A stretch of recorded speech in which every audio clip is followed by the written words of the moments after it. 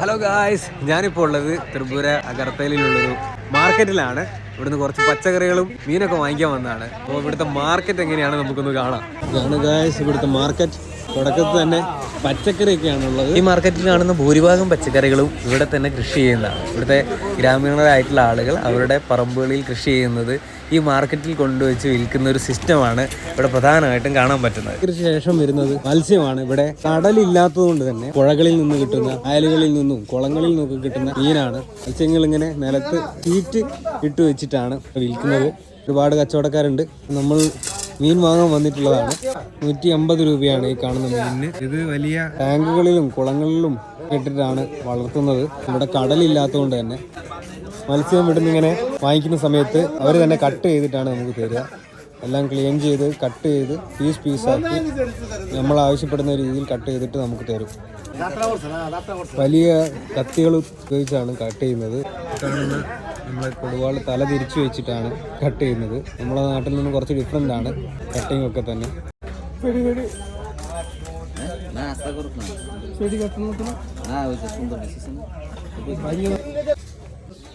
കടകളിൽ ഒരു 20% കടകളിലെ ഗൂഗിൾ പേ ഒക്കെ ഉള്ളൂ. അതുകൊണ്ട് തന്നെ നമ്മൾ ക്യാഷ് കൊണ്ടുപോകണം.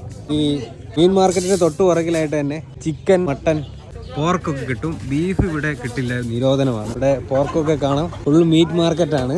നാടൻ കോഴികൾ, ഉണക്കമീൻ കട വരുന്നുണ്ട്. ഉണക്കമീൻ കട ഒരു സാധാരണ ലോക്കൽ മാർക്കറ്റാണ്. മുറുക്കാൻ കടകൾ, വെറ്റില കടകൾ, അത് പിന്നെ ഇവിടുത്തെ ദേശീയ ഭക്ഷണമാണ് തമ്പാക്ക്. നമ്മൾ കുറച്ച് പച്ചക്കറി വാങ്ങാൻ പോവാണ്. സ്ഥിരം ബയ്യ പച്ചക്കറി വാങ്ങുന്ന ഒരു കട ഇവിടുത്തെ ഒന്നാമത്തെ കടയാണ്. ഇതാണ് നമ്മുടെ പച്ചക്കറി കട.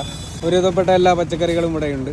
ഇതിൻ്റെ ശോശ, ഇവിടെ കക്കിരിക്ക് ശോശ എന്നാണ് പറയാ.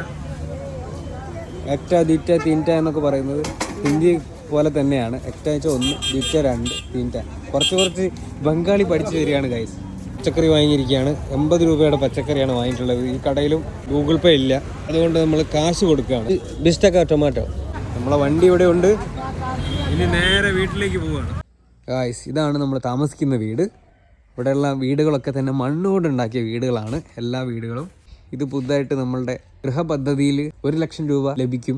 കേന്ദ്ര സർക്കാർ എന്തൊരു പദ്ധതി, ആ പദ്ധതിയിൽ ഉണ്ടാക്കിയ വീടാണ് ഈ കാണുന്ന വീട്. ഞാൻ താമസിക്കുന്ന ഈ വീട് മണ്ണുകൊണ്ടുണ്ടാക്കിയ വീടാണ്. ഇത് ഏകദേശം 60 വർഷത്തിന് മുകളിലായിട്ടുണ്ട്. ഫുൾ മണ്ണാണ്. അതുകൊണ്ട് ഭയങ്കര തണുപ്പാണ്. രാത്രി നമുക്ക് ഉറങ്ങാൻ പോലും സാധിക്കില്ല. കാരണം വേനൽക്കാലത്ത് വരെ നമുക്ക് നല്ല തണുപ്പ് ലഭിക്കും. തണുപ്പുള്ള സമയത്ത് ആ തണുപ്പിൻ്റെ അളവ് ഭയങ്കര കൂടുതലാണ്. ഇതാണ് നമ്മൾ താമസിക്കുന്ന വീട്. മുഴുവൻ മണ്ണ് കൊണ്ടുണ്ടാക്കിയ വീട്.